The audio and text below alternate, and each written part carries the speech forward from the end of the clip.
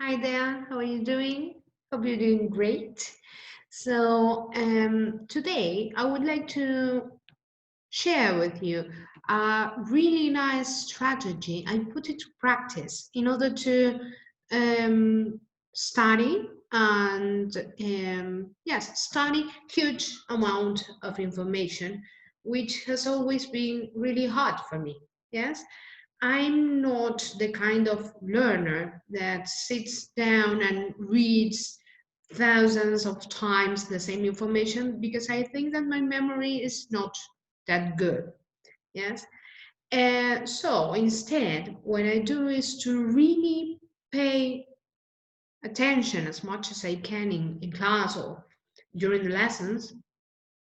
And later, or in the meantime, if I can, I take down notes. Yes, but my notes are not what you may expect. Yes, which is um, many sheets of paper filled with information and I write constantly in a fast way. That's not me. Instead, I like to do these kind of drawings. Yes, of course, this is something I made during quarantine, so I had lots of time to make it look nice. But I always doodle uh, instead of writing. It's not something I invented. Scientists have proven that we learn in pictures, not in words. So it's quite not useless, but it's better to turn information, yes, from books into drawings rather than making summaries, long summaries with uh, many words. Yes. Uh, for example, these notes are the result of a 2-hour talk about learning acquisition in English. Yes, the talk was really hard and difficult to understand and with lots of information.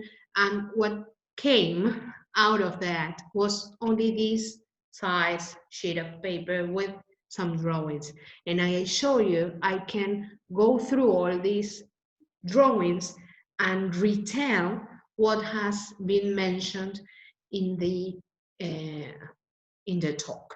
So drawings are nice, and I would really like you to introduce you to this technique because I think it would be useful for you to study not only at secondary school what's left of it, but also if you are planning to continue studying. Yes, this will be extremely useful no matter what career you choose. Okay, let's share a video. Yes, this strategy is called visual thinking.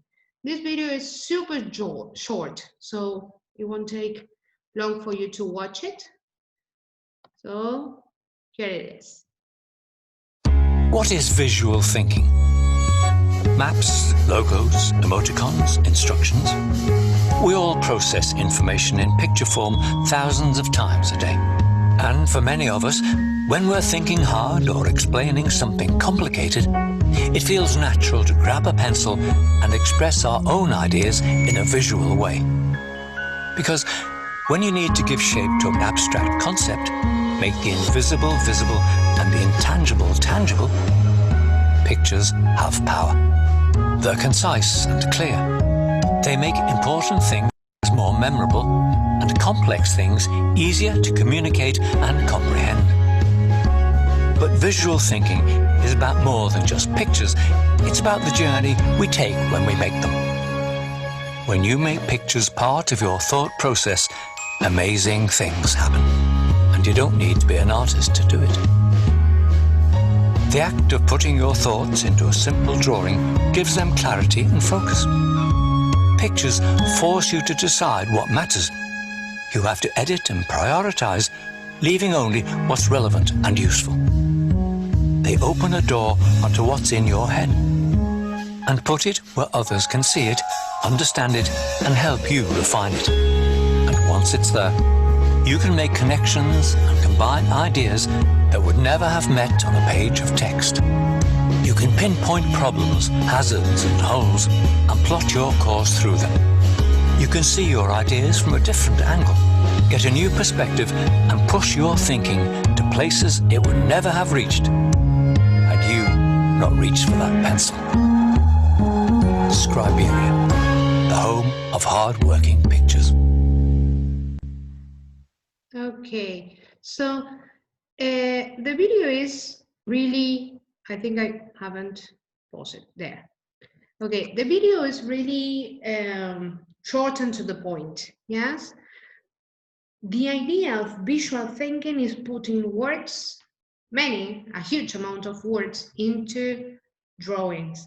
And the goal of this technique is not to make beautiful notes, no. It's that when we change words into pictures and we have to think, oh, how do I put this into drawings? Our brain makes new connections, allowing us to remember this whole amount of information. Yes, so it's not our notes looking good, but our brain working to really learn this information. I will share with you beautiful and super nice TED Talk. You will really like. It's about visual thinking, because when I introduce this technique to my students or colleagues, the first thing they say is, I can't draw, so this technique is not for me. And I'm sure you are thinking the same, that you can't draw. I think the same of myself, that I can't draw. But you don't need to be Da Vinci in order to apply visual thinking. Yes, it's not about the quality of the drawing, but the mental exercise we are doing while drawing. Yes, so we won't see each other next Monday. There won't be any videos or homework because it's a holiday. So you will have 2 weeks to do this. Yes, I want you to watch the TED Talk to know how to visual think. Yes, it's a TED Talk, so it won't last more than 50 minutes. And I also would like to, I will share it. Here we are. Okay, I want you to turn this word cloud about George Floyd into a visual thinking sheet of paper, okay? Note-taking or visual thinking kit, as they told it. Yes, this word cloud is made of words that you have written. Yes, I read all your interventions in the forum, and I highlighted the keywords of all your opinions, and then I made this word cloud. Yes, the bigger words are the ones more important, let's say, the ones that I repeated the most. So I want you to turn this word cloud, all the information you know about George Floyd, into a visual thinking kit. So you will turn all the information into drawings. You can write, yes, 1 or 2 words, but don't write, yes, draw. The exercise of thinking, how can I draw this? How can I turn a word like trough or skin or violence into a drawing? That's when our brain works, really works to learn this piece of information. Okay, so task, you have 2 weeks. Watch the TED Talk, yes? And then turn all the information we know about George Floyd into a visual thinking kit. Okay, that's all. And remember, you can always share your doubts and comments with me. I'm there in Google Classroom checking everything. So see you in 2 weeks. Bye bye.